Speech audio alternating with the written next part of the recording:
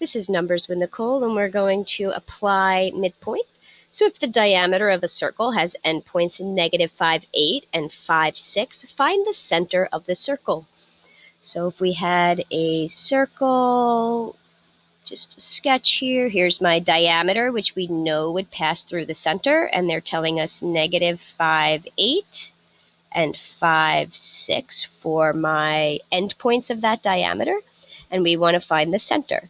So we know the center is the middle of the circle, and it divides the diameter into 2 equal radii. So we know that the center is the midpoint of the circle.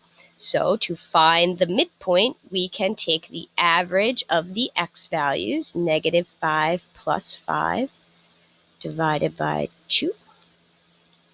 So -5 plus 5 is 0. 0 divided by 2 is 0. We'll call this C for center. And then let's look at our y values of 8 and 6. 8 plus 6 is 14. Divide that by 2, we get 7. So our center is 0, 7. So if we wanted to now write the equation of this circle, we would have our center. And from our previous lesson, we could now find the length of that radius.